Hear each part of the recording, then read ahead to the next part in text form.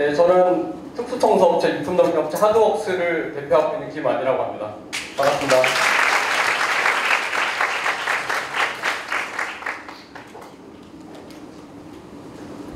저희 직업은 유품정리사인데요. 서구에선 저희 직업을 트라우마 클리닝 스페셜리스트라고 부릅니다. 트라우마 뜻이 여러 가지 많이 있습니다. 보통 우리 사회에서는 PTSD, 외상 후 스트레스 장애를 말하는데, 그러니까 큰일 겪고 마음에 입은 큰 상처, 보통 이런 식으로 표현하지만 트라우마는 생각보다 여러 가지 뜻을 가지고 있습니다. 특히 기피하고 싶은 것이라는 뜻을 가지고 있는데요. 죽음, 또 죽음을 연상시키는 어떤 것들은 다 사람들이 기피하고 싶어 합니다. 그 이유가 뭘까요? 그 뒤에는 공포라는 감정이 도사리고 있기 때문입니다. 자, 오늘 표 의원님하고 겹치는 부분이 많을 텐데요. 자, 이한열, 히틀러, JFK. 자, 여러분들이 있습니다. 자, 어떤 공통점을 가지고 있을까요? 자, 타임키핑 하시는 분, 어떤 공통점 가지고 있을까요? 예, 고민하시기 전에 모두 죽는다는 공통점을 가지고 있습니다. 자, 엄빠. 그대여 아무 걱정하지 말아요. 피자 만드시는 집 회장님, 네, 닭 만드는 집 회장님, 종근당 회장님 빠지셨네요. 자, 그리고 바로 여러분들, 나 어떤 공통점 가지고 있나요? 예, 비슷한데요. 다 죽을 거라는 공통점을 가지고 있습니다. 자, 죽음에 대해서 좀 더 얘기 나눠보겠습니다. 17학번 손 들어보세요.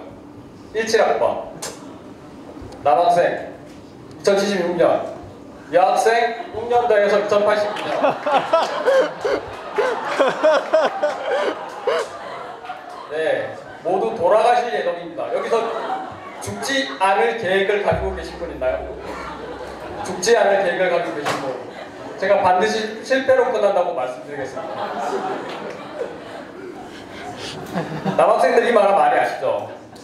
국두의 권인데요. 굉장히 유명한 만화이자 유명한 대사가 있습니다. 제 목소리 잘 들리시나요? 네. 오마이와 오 신데요. 너는 이미 죽어있다. 죽음에 대한 굉장히 급진적인 발언인데요. 이 아래 영어 표현으로는 부족합니다. 너는 이미 죽어있다. 사실 우리가 모두 죽어있진 않지만 모두 죽어가는 존재라는 점에서는 변함이 없습니다. 자, 죽음이 삶의 그림자다. 그거는 삶의 일방적인 주장이죠. 사실 죽음의 입장에서는, 죽음이라는 영속적인 존재 입장에서는 삶이라는 80년 정도의 짧은 시간이 그림자일 수도 있습니다. 자, 우리는 그 죽음 중에서 오늘의 주제 고독사 현장에서 만난 저녁 귀신과 총각 귀신, 그들의 연애, 그것을 막기 시작한 검은사제 강동원, 하지만 그 사람을 도와주기로 한 도깨비 공유, 이런 주제가 나오면 좋겠지만, 고독사는 일본에서 시작된 말입니다. 화면이 좀 짧네요. 1970년대 독고 노인들이 등장하면서 80년대 그 노인들이 홀로 죽어가기 시작하죠. 고독사를 하기 시작합니다. 그걸 방송에서 놓치지 않고 많이들 다루게 됩니다. 자, 그러면서 고독사라는 말이 우리 사회에 생기기 시작했고, 서구에 건너가서는 론리데스라는 말로, 우리에게도 역시 고독사라는 말로 이렇게 등장했습니다. 자, 위키피디아 뜻은 이렇습니다. 다 이해할 수 있는 말이죠. 도와주는 사람, 돌봐주는 사람 없이 혼자 사망하는 것. 자, 이런 것들이 이제 일본에서 미디어로 다루기 시작하죠. 그래서 우리 같은 특수청소업도 이런 식으로 만화라든지 드라마라든지 영화라든지 소개되기 시작했습니다. 자, 우리나라 학자들의 연구를 보겠습니다. 자, 읽어드릴게요. 아무에게도 보살핌을 받지 못한 상태에서 사망하고 그 후로도 상당 기간 동안 방치되는 죽음이다. 또 혼자서 임종을 맞이하고 시신이 사망한 시점으로부터 일정 시간이 경과 후에 발견되는 죽음의 사례이다. 이런 정의들이 있는데 다 공통점이 있습니다. 상당 기간 동안 방치되는 죽음, 또 일정 시간이 경과 후에 발견되는 죽음, 시간의 경과에 대한 것인데요. 자, 사람이 죽으면 어떻게 될까요? 우리가 TV나 드라마, 2D의 세계에서는 굉장히 온전한 모습으로 죽어있지만 통상적으로 48시간이 지나면 박테리아가 내부에서 증식을 하고 복부가 부풀어오르고 그런 것들이 터지기 시작합니다. 그래서 저희는 현장에서 만나는 시신의 부패가 이런 식으로 정리할 수가 있습니다. 요컨대 고독사 현장은 냄새를 동반한다. 지독한 냄새, 못 참을 냄새. 자, 서울시 복지재단이 재작년부터 우리나라의 그 고독사에 대해서 연구를 하기 시작했는데 이 표를 보시면 고독사의 지경을 알 수가 있습니다. 일단 1인 가구가 형성이 되어야 합니다. 그리고 그런 것들이 형태로 복거라는 것을 만들어내고 그런 것들이 고립사라는 형태로 이루어집니다. 지금 일본 사회에서는 고독사라는 강한 표현보다는 형태로서의 고립사, 감정적인 고독이라는 표현보다는 고립사라는 표현을 주로 씁니다. 우리는 고독사라는 표현을 쓰고요. 그리고 지금 무서울 정도로 증가하고 있는 우연사. 우연사라는 것은 사망하고 나서도 연락할 가족이라든지 또 전화를 할 상대가 없다는 그런 것입니다. 무연고 사망자 이야기죠. 점점 늘어나고 있고 또 자살이라는 부분이 있는데요. 일본어 연구자들은 자살을 고독사로 볼 것인가 말 것인가에 대해서 논란이 굉장히 많았습니다. 왜냐하면 자살은 자발적이거든요. 그런 안타깝게도 우리나라에서는 자살이 고독사인가 아닌가에 대한 논란이 없습니다. 왜냐하면 연구 자체가 전무하기 때문입니다. 자, 이제 임종 장면들에 대해서 한번 알아보겠습니다. 지금 이름이 생각이 안 나는데 아무튼 아일랜드의 독립영웅입니다. 가톨릭 신자들의 권리 신장을 위해서 애를 썼고 평화적인 방법으로 무슨 스파게티 이름하고 비슷한데 기억이 안 나요. 아무튼 평화로운 독립을 이끌어낸 민족주의자. 이번의 죽음을 보시면 종교적인 사절도 함께하고 있고 정치적으로 따르는 지도자들, 똘마니들, 지지자들이 함께하고 있고 그 다음에 가족들, 지인들이 함께하고 있습니다. 혼자 죽고 싶지만 혼자 죽을 수 없는 상황이죠. 사회적인 인종이라고 볼 수가 있습니다. 자, 이게 현대의 그 인종의 모습입니다. 가족 사진 보시면 이 아이들이 자라서 이렇게 컸죠. 그래서 이렇게 가족과 함께 인종을 맞이하는 장면인데 지금 우리 머릿속에 있는 그런 인종의 모습도 바로 이런 가족적인 모습인데요. 하지만 이것도 이제 끝났습니다. 죽음이 독립적인 개인적인 것이 되어버렸습니다. 이 스웨터 이름 아시는 분? 오늘 여름이라서 스웨터 입으신 분이 없네요. Leave me alone 스웨터입니다. 나 좀 내버려둬 스웨터. 자, 궁중소에서 여러 사람하고 같이 있으면서 사대강에서 길러온 듯한 녹조라떼를 마시고 있습니다. 이러한 분들이 집에 가면 어떤 모습일까요? 집에서도 역시 외로운 모습이죠. 자발적으로 외로움을 선택한 분도 있지만 비자발적인 선택들, 이런 생각일지도 모르겠습니다. 나는 너무나 슬프다. 모든 게 나를 슬프게 만든다. 지금 이 중에서 4분의 1 정도는 그런 생각하실지도 모르겠어요. 또 이런 생각일지도 모르죠. 나는 죽거나 자살을 원하지 않아. 다만 내 감정이 다시 좋아질 때까지 혼자 죽고 싶어. 사라지고 싶어. 이런 분 손 한번 들어보세요. 네, 수줍어하시는 모습 보입니다. 자, 이제 각설하고 저와 함께 저희들이 만나는 현장에 한번 가보겠습니다. 보통은 이렇게 디지털 도어락이 부서져 있습니다. 119나 119 구조대원이나 경찰에 의해서 이렇게 부서져서 그 안에 들어가게 되는 거죠. 또는 고독사는 보통 변사 사건으로 다뤄지기 때문에 이렇게 외부 출입을 제한하는 사건의 원인이 발견되기 전까지 폴리스 라인이 쳐져 있기도 합니다. 자, 가장 흔한 경우인 집에서의 고독사. 일상적인 모습 그대로 있죠. 싱크에 그릇들이 그대로 담겨 있고, 자, 식탁 위에는 배달 음식이 있습니다. 부먹이냐 찍먹이냐. 부먹입니까 찍먹입니까? 안타깝게도 이분은 부먹이냐 찍먹이냐 고민을 하지 않았어요. 제가 유추하기에는 거동이 불편하고 음식을 할 수 있는 형편이 안 됐기 때문에 음식을 시켰어요. 그런데 한 그릇을 시키자니 부담스럽고 그래서 탕수육을 시키신 것 같고 예를 들어서 몇 점 먹고 그냥 버리신 거예요.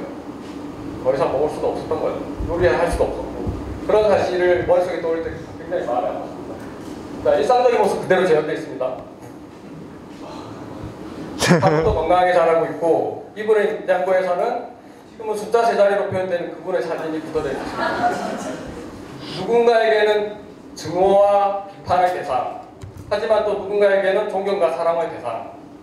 저도 여러분들과 함께 겨울 추울 때 토요일마다 광화문에 있었지만 유품정리사로서 이런 거 만날 때마다 개인적인 판단을 내려놓게 됩니다. 혐오성 있는 자료 있으니까 이런 것 약하신 분들은 보지 마세요. 자, 이분이 누워있는 침상입니다. 인체 조직들이 남아있어요. 굉장히 불안한 사진을 골라봤어요. 이렇게 두피 조직들이 남아있고 이런 것들이 썩습니다. 썩고 냄새를 만들어냅니다. 또 마찬가지고요. 자, 이분이 누워있던 자리를 치우면 거기서는 그런 인체 조직들을 양분으로 해서 또 다른 생명체가 자랍니다. 굉장히 아이러니하죠. 자, 이런 저희들의 일련의 과정을 통해서 집을 깨끗하게 만들어냅니다. 자, 집에서만 도독서가 있을 수 있느냐? 지금도 상황이 바뀌었고요. 최신 트렌드는 바깥에서 도독서가 많이 등장하기 시작했습니다. 홈리스. 이 경우는 그 고층 오피스텔에 옥상층이 잠겨 있으니까 아무도 출입하지 않는 걸 틈타서 홈리스께서 한번 올라가셔가지고 거기서 비를 피해서 추위를 피해서 거주하시다가 거기서 사망하셨어요. 자, 우리가 서울역에서 흔히 보는 홈리스들처럼 박스와 신문지를 깔고 거기서 사망하셨습니다. 역시 그 뒤에는 구더기들이 생명체들이 자라고 있습니다. 자, 아까 말씀드렸던 자살. 자, 세계의 자살 농소 한 방이 있겠습니다. 아오키가하라 슈카이라는 곳인데요. 후지산 서쪽에 있는 국립공원입니다. 일본에 있는. 슈카이라는 별명을 가지고 있는데 나무의 바다죠. 그만큼 울창한 밀림으로 만들어진 그런 숲입니다. 여기서 많은 자살들이 일어났어요. 지금도 자살이 많이 일어나고 있고요. 그래서 지자체에서는 그 입구에 이렇게 경고문을 붙였습니다. 생명은 부모로부터 받은 소중한 것으로 한 번 더 조용히, 엄숙히 부모님과 형제, 자식의 일들을 생각해보세요. 혼자 힘들다 하면 상담. 이렇게 해서 자살은 많이 줄어들고 있습니다. 제가 이 일을 시작하기 전에는 자살은 무조건 막아야 되는 것. 그런데 이런 일들을 계속하면서 자살 과연 그렇게 막연하게 스테레오타입으로 막아야 되는 것인가, 무조건 나쁜 것인가, 무조건 금지해야 되는가, 비도덕적인 일인가에 대한 고민이 많았습니다. 그래서 자살에 대한 여러 가지 입장들을 한번 알아보겠습니다. 일단 문학가들로부터. 자살은 아니지만 영문가들 있죠? 히트먼. 죽음만큼 아름다운 것은 일어날 수 없다. 굉장히 죽음을 옹호하고 있습니다. 우리나라 문학평론가 김현식. 어떤 경우에건 자살이 정당화될 수 없다. 수안골을 다 봐야 한다. 그것이 삶이니까. 자, 방송인, 미국 방송인 빌 마우, 유명한 무신론자입니다. 자살은 인간이 신에게 짓거릴 수 있는 것. 당신은 날 해고 못해요. 내가 먼저 그만둠. 신도 이렇게 청년 실험 문제를 안고 있습니다. 자, 이거는 합성일다라고 생각하는데요. 자살대교, 마포대교에는 많은 자살 방지 문구가 있고 그것이 자살을 막을 거라는 미사의 믿음이 있습니다. 자, 자살, 고독사, 그 외로움의 증거 한번 봅시다. 자, 헛된 꿈은 독이다. 아프지 않은 인생은 없다. 배짱이 없으면 영광도 없다. 구절절하죠? 죽기 전에 이런 문구를 가지고 투병을 했지만 결국은 고독사를 맞이했습니다. 자, 저분은 이혼을 하시고 투병생활 중에서 이혼했을 즈음에 자기 방에 이렇게 가구를 하나 쓰시고 사망하셨는데요. 죽을 만큼 노력하지 않으면 아무것도 바라지 마라. 그로부터 5년 뒤에 저분은 고독사하셨습니다. 자, 담배들이죠. 가슴 아픈 일이죠. 이렇게 많은 담배를 홀로 필 동안 이 집을 방문한 이는 아무도 없었다는 증거입니다. 더 장강하기도 하지만요. 이명 X 개새끼. 4대강은 그분은 아니었습니다. 애인이 변심을 했고 그런 분노, 그런 원망을 립스틱으로 화장대에 쓰고 자살을 선택하셨습니다. 자, 이들 외로움에 누가 마지막까지 함께하는지 한번 살펴보겠습니다. 스마트폰이죠. 이번에 마지막은 노트3 크기, 갤럭시 노트3 크기의 스마트폰에 함께했습니다. 그리고 저 집은 발견된 지 굉장히 오래된 집이었는데요. 그때까지 10일이 넘도록 TV가 저렇게 켜져 있었습니다. 저희들이 작업할 때까지. TV 속에, 드라마 속에 남녀가 서로를 마주보고 있는 모습이 굉장히 이질적으로 보입니다. 자, 그리고 새로운 양상이 쓰레기집인데요. 여기가 천정이거든요. 여기가 천정이고 여기까지 약 50cm 정도, 한 요 정도까지 쓰레기가 차 있었고, 저는 문을 열 수가 없어서 베란다 쪽으로 해서 헤엄을 치듯이 여기 들어가서 작업을 했습니다. 뭐 5년이든 10년이든 아무 찾아오는 사람이 없는 거죠. 그러니까 집에 저렇게 쓰레기를 모을 수가 있는 거예요. 지금 제 강의를 듣고 계신 여러분들도 아마 방은 아니더라도 서랍만큼 이럴 거예요. 이런 분들이 고독사로 이어질 가능성이 굉장히 많습니다. 굉장히 우울하신 상태입니다. 자, 고독. 태초에 고독이 있었습니다. 성경에도 하나님 보시기에 아담만 혼자 만들어니까 외로워 보이니까 하와를 만들었다는 성화에 있듯이 그런 외로운 이들이 모여서 고독사를 합니다. 이런 사람들이 모인 사회를 고독사회라고 불러도 이상할 게 없죠. 자, 고독사에 대해서 많은 문제가 있을 거예요. 이번 주에만 해도 부산에서 고독사 이런 사회적 문제 고발했죠. 그런데 고독사를 수식하고 있는 가장 중요한 감정, 고독이라는 감정에 대해서 누가 얘기하고 있습니까? 고독사가 중요한 게 아니라고 생각합니다. 저는 그것을 수식하고 있는 고독이라는 감정, 이 인간의 감정을 어떻게 할 것인지. 가장 지독한 빈곤은 외로움과 사랑받지 못한다는 감정이다. 우리 엄마 테레사님의 말씀입니다. 지금 우리 사회는 형태론적인 고독사, 결과론적인 고독사보다 먼저 외로움에 대해서 다뤄야 합니다. 자, 여러분 욜로적이잖아요, 그렇죠? 혼밥, 혼수락 하시잖아요. 저도 그렇고. 막연한 미래보다는 오늘의 기대입니다. 그런데 우리들은 여기서 벗어날 수 없습니다. 결국 고독한 죽음으로 갑니다. 일본 사회에서 고독사 위험 대상분들이 있는데 이런 분들이 나 좀 날 버려도 나 혼자 죽고 싶어라고 합니다. 그래서 우리 사회가 행정적으로 아무리 고독사를 지탱하고 보호한들 고독사에 대해서 막을 길은 없습니다. 그러려면 무엇보다 중요한 거는 고독이라는 감정이죠. 자, 그리고 죽음. 우린 죽음에 대해서 너무 외면하고 있는데요. 사실 죽음이 어디냐면 등에 붙어 있거든요.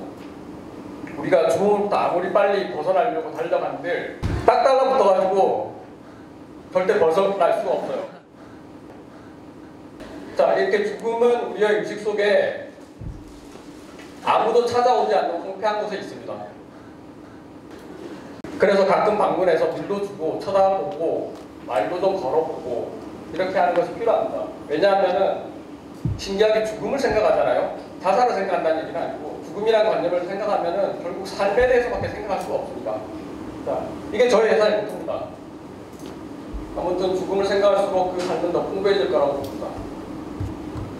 자, 그리고 죽음이 무조건 무서운 것인가, 피해야 될 것인가를 생각해보면 이 베이직 콤파스에 입고 계신 이분이 엘리자베스 퀴블러 로스라는 죽음학, 생사학, 사나톨로지 여러 가지 명칭이 있는데 그 분야의 대가십니다. 몇천 명의 사람들 인종을 지켜봤고 그들의 죽음을 리포트하고 연구했던 분인데 그분이 내린 결론이 이겁니다.